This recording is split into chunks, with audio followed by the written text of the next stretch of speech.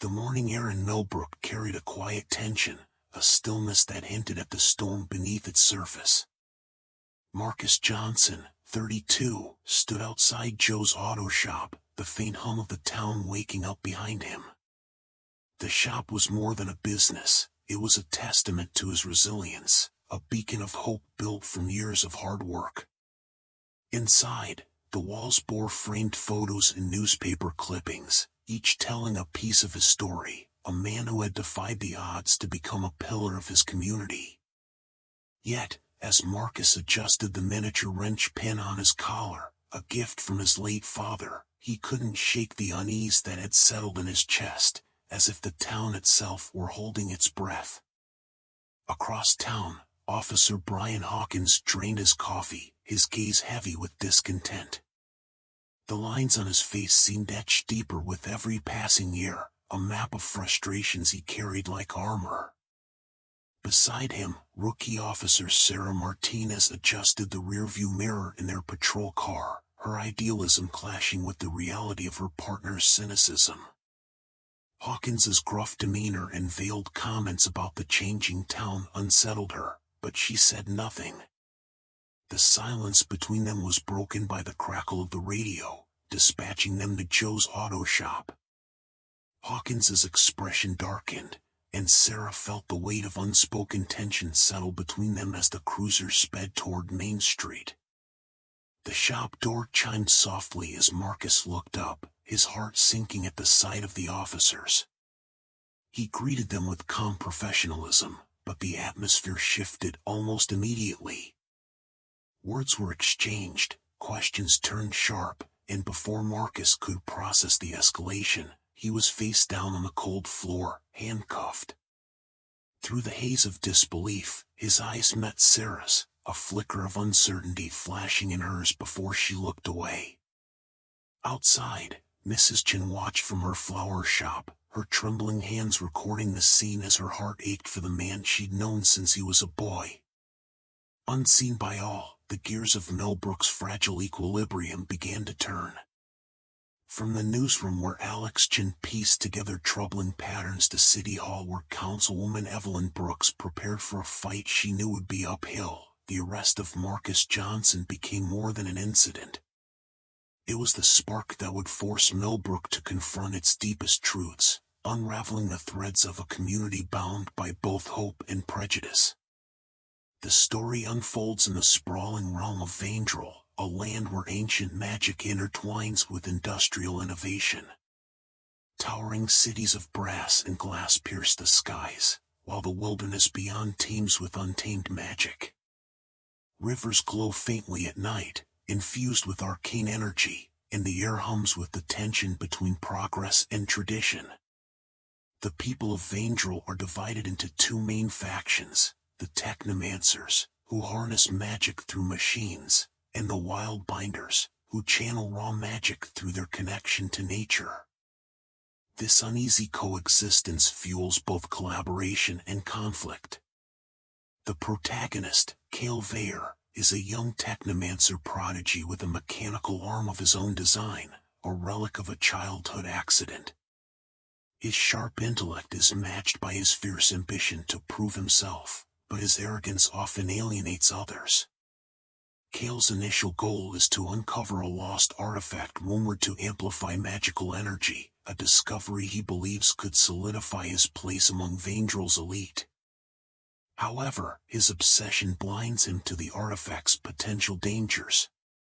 Opposing Cale is Lyra Salwin, a wild binder with a mysterious past. Lyra grew up in the verdant expanse, a forest imbued with sentient magic, and she shares a symbiotic bond with a wolf-like creature named Ashen. Her calm demeanor masks a deep sorrow tied to the destruction of her homeland by technomancer experiments. Lyra seeks the same artifact as Cale, but her motivation is to destroy it, fearing it could tip the balance of power irreparably. The two characters cross paths in the neutral city of Eloria, where their clashing ideologies spark an uneasy alliance. Alongside them is Jorik Thane, a former soldier turned mercenary with a haunted past. Jorek's pragmatic outlook and dry humor provide balance, but his loyalty is tested as tensions rise. Together, they navigate a world on the brink of upheaval, each grappling with their own beliefs and the cost of their choices. The arrest of Marcus Johnson sent shockwaves through Millbrook, exposing deep fractures in a town long divided by unspoken prejudices. As footage of the incident spread, igniting outrage and calls for accountability, unlikely alliances began to form. Alex Chen's investigation uncovered a troubling pattern. Councilwoman Brooks demanded reform, and Sarah Martinez wrestled with complicity in a system she had sworn to uphold. The small coastal town of Windermere buzzed with the promise of the annual Regatta Festival, a tradition that brought together locals and visitors alike. For Clara, a skilled but overlooked boat builder, the festival represented her chance to prove herself by winning the prestigious race. Her goal was clear: to design and sail a boat capable of outpacing the town's reigning champion, Lucas, whose family had dominated the competition for decades. Clara's determination, however, clashed with her limited resources and the skepticism of those who doubted her abilities. Meanwhile, Lucas wrestled with his own internal conflict. Though confident in his sailing skills, he felt the weight of his family's expectations pressing heavily on his shoulders. Winning wasn't just a personal triumph for him, it was a legacy he was expected to uphold. When Clara approached him for advice on navigating the treacherous waters of the bay, he hesitated, torn between helping her and safeguarding his own chances. Their initial interactions were marked by tension, a mix of rivalry and reluctant respect. As Clara began constructing her boat, she enlisted the help of her younger brother, Jamie, whose enthusiasm often outpaced his expertise. Their sibling bond deepened as they worked late into the night, sharing stories and laughter despite the mounting pressure. However, their progress was threatened when a storm damaged Clara's workshop, leaving her with limited time to recover. The setback forced her to confront her own doubts, questioning whether her dream was worth the sacrifices. Simultaneously, Lucas found himself drawn into a subplot involving his best friend, Elena, who harbored a secret ambition to break free from the town's expectations and pursue a career in marine biology. Her quiet rebellion inspired Lucas to question his own path, planting the seeds of a potential alliance with Clara. As the festival approached, the characters' goals and relationships became increasingly intertwined, setting the stage for a competition that promised to be as much about self-discovery as victory. The morning began like any other in a small, quiet town. The sun rose over the horizon, casting a golden hue across the streets, where shopkeepers prepared for the day and children hurried to school. For Clara, a young journalist with dreams of uncovering groundbreaking stories, it was just another routine day at the local newspaper. But everything changed when a frantic knock echoed through the office door. A disheveled man, his face pale with fear, stumbled inside clutching a weathered envelope. Inside the envelope was a single photograph, blurry yet unmistakable, a figure standing in the woods near the outskirts of town, surrounded by an eerie, glowing mist. Alongside it was a cryptic note: "They're watching. Don't let them find you." The man, trembling, claimed he'd been followed for days and begged Clara to help him expose the truth. Before she could ask more, he bolted out the door, leaving Clara with the photograph and a gnawing sense of unease. Determined to make sense of the bizarre encounter, Clara decided to investigate. She ventured to the woods that evening, armed with her camera and notebook. What she found there defied explanation: strange symbols carved into trees, faint whispers carried by the wind, and an overwhelming sense of being watched. Her instinct screamed at her to leave, but her curiosity outweighed her fear. She snapped photos and collected evidence, unaware that her every move was being observed. The next morning, Claire awoke to find her apartment ransacked. Her notes were gone, her camera smashed, and a chilling message scrawled on her mirror: "Stop digging, or you'll regret it." The once ordinary life she had known was shattered. The urgency was undeniable. Someone, or something, wanted to keep the truth buried. Clara now faced a choice: retreat into safety or risk everything to uncover the secrets lurking in the shadows. The status quo was no longer an option. The patrol car's departure left a stunned silence hanging over Main Street, broken only by the faint hum of Mrs. Chen's refrigerator in her flower shop. Across the street, a small crowd had begun to gather, whispering among themselves. Among them was Jamal Carter, 19, a college student home for the summer. He had been walking to his part-time job at the hardware store when he saw the commotion. Pulling out his phone, Jamal quickly uploaded the video he'd recorded to social media, captioning it, "This is Millbrook. This is America." In a quiet cul-de-sac on the west side of town, Evelyn Brooks stared at the text message on her phone. It was a link to Jamal's video, sent by her assistant with the words, "You need to see this." Evelyn's heart sank as she watched the footage. She had spent years pushing for community oversight of the police, only to face resistance from both the department and her fellow council members. Now, the evidence she needed had arrived, but at what cost? Meanwhile, in a small, cluttered office above Guzman's Deli, Alex Chen's phone buzzed with a notification. His sister had forwarded the video, adding, "This is why you became a journalist, right?" Alex clicked the link, his jaw tightening as he watched. He glanced at his corkboard, the tangled web of connections suddenly snapping into focus. Marcus Johnson's arrest wasn't an isolated incident, it was the latest in a pattern of targeted actions against marginalized business owners. At Millbrook High School, history teacher Carla Rivera, 40, sat in her classroom grading essays.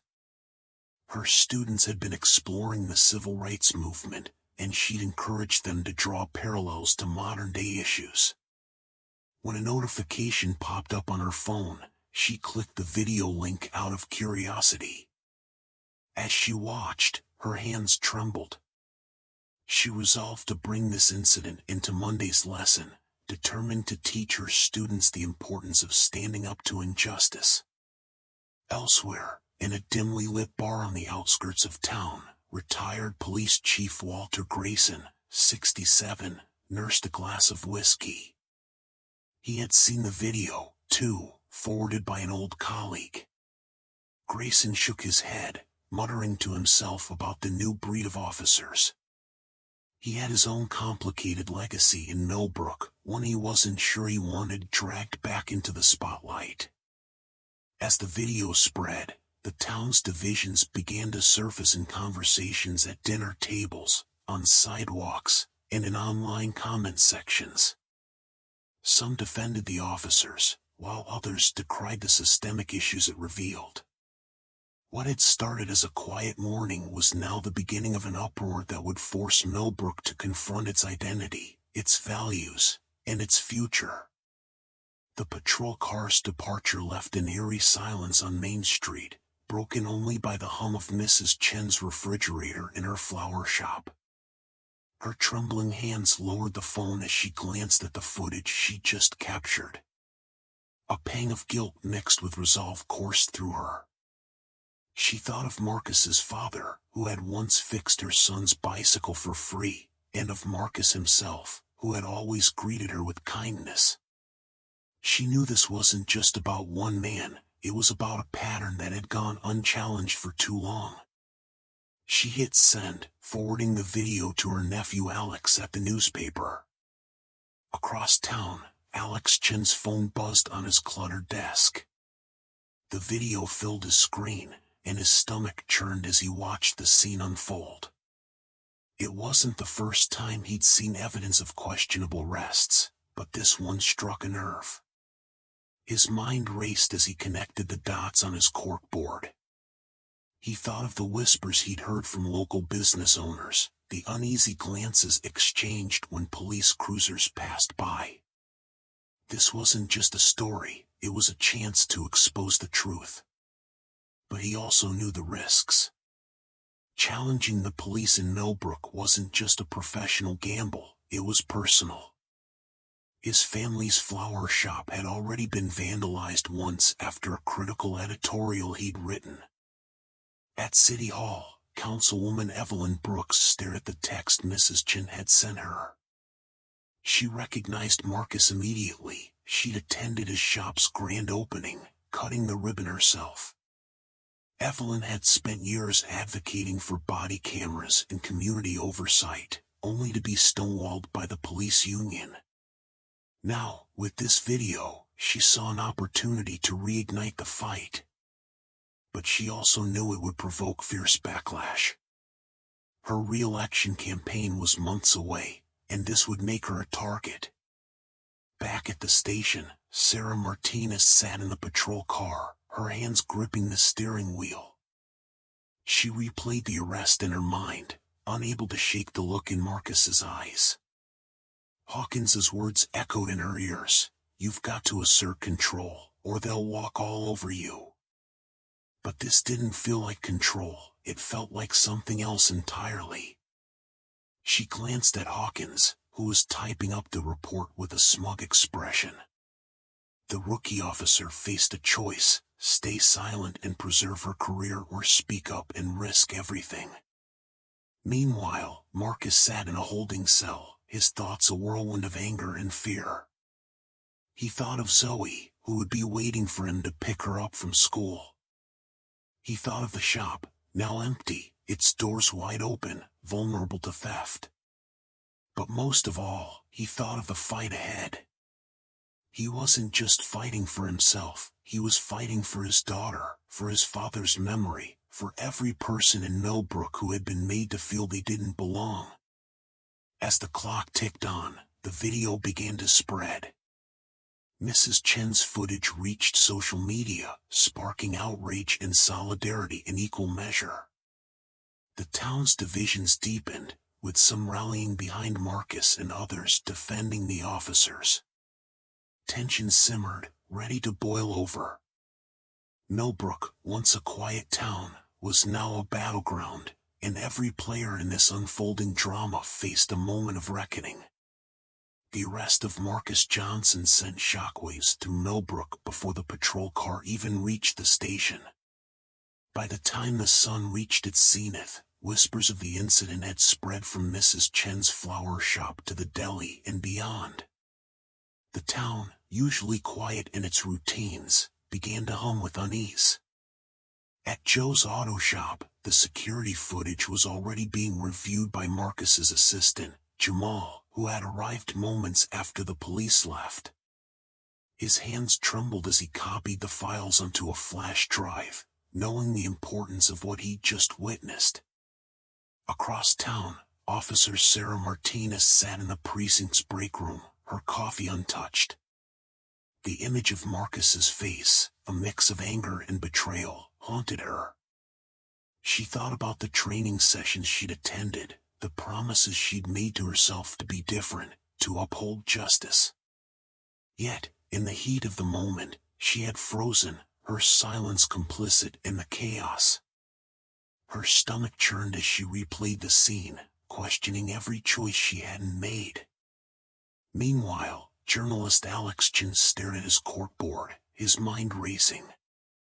The arrest of Marcus Johnson wasn't just another incident, it was a pattern repeating itself. A thread of stories, buried in police reports and overlooked complaints, began to weave a larger narrative. Alex's fingers flew across his keyboard as he drafted an article, his heart pounding with the weight of what he was about to expose. This wasn't just about Marcus, it was about a system that had quietly eroded trust in the town. At City Hall, Councilwoman Evelyn Brooks studied the video sent by Mrs. Chen. Her jaw tightened as she watched the footage, her years of advocacy for police reform flashing before her eyes. Evelyn had fought for accountability measures that had been watered down or outright dismissed. Now, she saw an opportunity, albeit a painful one, to reignite the fight.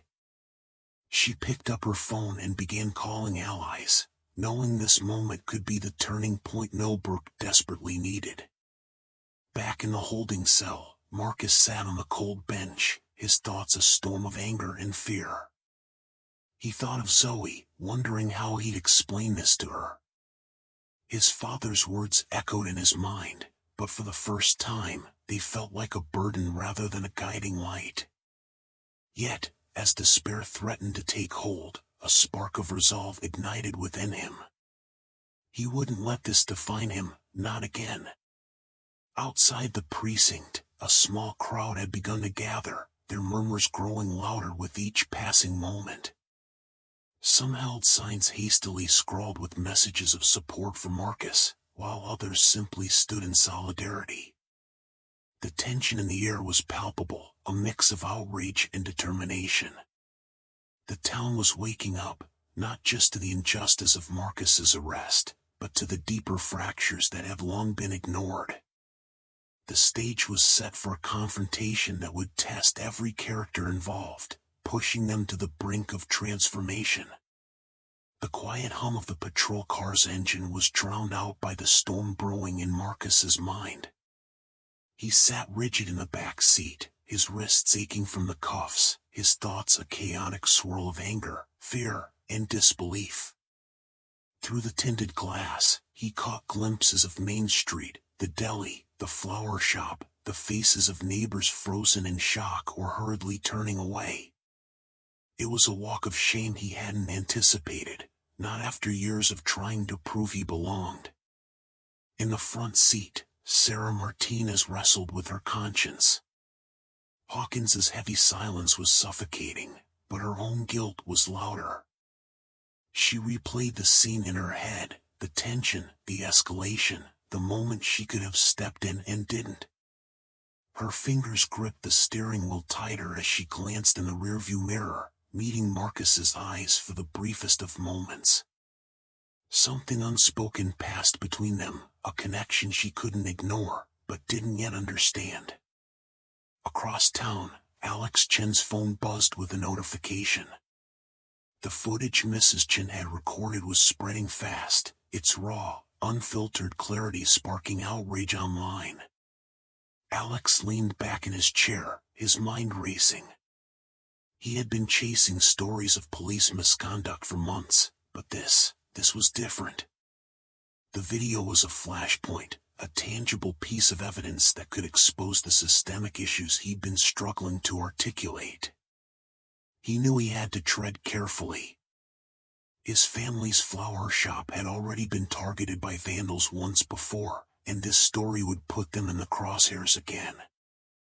Meanwhile, Councilwoman Evelyn Brooks stared at the text message on her phone, her jaw tightening. The video link was accompanied by a single line, "This is your moment to act." She had spent years advocating for reform, her proposals repeatedly dismissed by the old guard. But now, with public outrage mounting, she saw an opportunity. The question was whether her allies on the council would stand with her, or betray her when the pressure became too great. Back at the station, Marcus was led into a holding cell, the cold metal bars slamming shut behind him. He sat on the bench, his mind racing with thoughts of Zoe. He had promised her he'd be home for dinner. He had promised her he'd always protect her. The weight of those promises pressed down on him as he stared at the floor, his father's words echoing in his ears. He wouldn't break. Not yet. In the dim light of the precinct's break room, Sarah hesitated before pouring herself another cup of coffee. Hawkins's words from earlier replayed in her mind, their implications clearer now than ever. She glanced at her phone, her finger hovering over Alex Chen's contact. She had his number from a community event months ago. She didn't know what she'd say, but she knew she couldn't stay silent. Not this time. The patrol car's departure left a heavy silence in its wake, broken only by the faint hum of morning traffic. Inside Joe's auto shop, the overturned stool and scattered tools bore quiet witness to the chaos that had just unfolded. Mrs. Chen, still clutching her phone, hesitated before lowering it. Her heart raced as she replayed the scene in her mind, torn between fear of retaliation and the moral weight of what she had captured. Across the street, Mr. Guzman leaned against his broom, his face grim as he muttered, "Not again." In the newsroom, Alex Chen's phone buzzed with a flurry of notifications. One message stood out, a video attachment from an anonymous number. As he clicked play, his eyes widened. The footage showed Marcus's arrest from a new angle, revealing Hawkins's aggressive demeanor and Marcus's calm compliance. Alex's fingers hovered over his keyboard, the weight of responsibility pressing down on him. He knew this story could shake Millbrook to its core, but it could also put a target on his back. Meanwhile, Councilwoman Evelyn Brooks stared at the text message on her phone, her jaw tightening. The sender, a trusted community activist, had written, "It's happening again. This time, it's Marcus Johnson." Evelyn's mind raced as she thought of the police reform bill she had been struggling to push through for years. This incident could be the catalyst she needed, or the final nail in her political career. She grabbed her coat, determination hardening her resolve. The time for careful diplomacy was over. In the patrol car, Marcus sat in silence, his wrists aching from the cuffs. Officer Martinez glanced at him through the rearview mirror, her expression conflicted. She could feel the weight of Hawkins's presence beside her, his satisfaction palpable. But something about Marcus's demeanor gnawed at her, a quiet dignity that refused to be crushed. She clenched the steering wheel, her internal conflict growing louder with each passing mile. Back at the shop, the security footage uploaded automatically to a cloud server Marcus had set up months ago. Unbeknownst to him, the files were already being accessed by Zoe's tech-savvy teenage cousin, who had a knack for uncovering truths adults often overlooked. The video would soon find its way to social media, sparking a firestorm that no one in Millbrook could ignore. As the town began its day, the threads of Marcus's story intertwined with those of Alex, Evelyn, Sarah, and countless others. The stage was set, the players in position, and the stakes higher than ever. Millbrook was on the brink, and the choices each person made in the coming days would determine whether it fell apart, or came together stronger than before. The courtroom was silent as Marcus Johnson stood before the judge, his head held high despite the weight of the charges against him.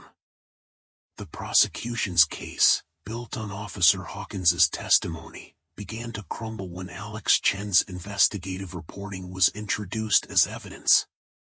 His articles, bolstered by security footage from Joe's auto shop and Mrs. Chen's video, painted a damning picture of systemic bias within the Millbrook Police Department. Councilwoman Evelyn Brooks, galvanized by the overwhelming public outcry, had ensured the footage reached national media outlets, sparking protests and calls for accountability. Officer Sarah Martinez, torn by guilt, finally stepped forward. Her testimony revealed the unspoken prejudices that had guided Hawkins's actions that morning. "I joined the force to serve and protect everyone," she said, her voice trembling. "But I can't stay silent when justice is being twisted." Her confession, coupled with the evidence, led to Hawkins's suspension and the launch of an independent investigation into the department. It was a small but significant victory for those demanding change. As Marcus walked out of the courthouse, charges dropped and his name cleared, he was met by a crowd of supporters. Among them were Mrs. Chen, Alex, and Councilwoman Brooks, each playing a crucial role in his fight for justice. Marcus addressed the crowd, his voice steady but impassioned. "This isn't just about me. It's about making sure no one else in this town has to go through what I did. We have to do better. Together." His words resonated, sparking a grassroots movement for reform that began to reshape Millbrook's institutions. Months later, Joe's auto shop reopened with a new sign above the door, "Community Strong." Marcus, now a symbol of resilience, continued his work, not just as a mechanic but as a mentor to young people in the town. Millbrook was far from perfect, but the events surrounding his arrest had forced it to confront its flaws. Change was slow, but it had begun. And it started with a call to action, for every resident to stand up, speak out, and demand the justice they deserved. The fallout from Marcus Johnson's arrest rippled through Millbrook like a stone dropped into still water. The footage from Mrs. Chen's phone, paired with the auto shop's security recordings, painted a stark picture that was impossible to ignore. Within hours, the videos went viral, igniting a community-wide debate about justice, accountability, and the unspoken divides that had long simmered beneath the surface. The town's residents, once content to look the other way, found themselves forced to confront uncomfortable truths about their home. For Marcus, the ordeal was both a test of resilience and a call to action.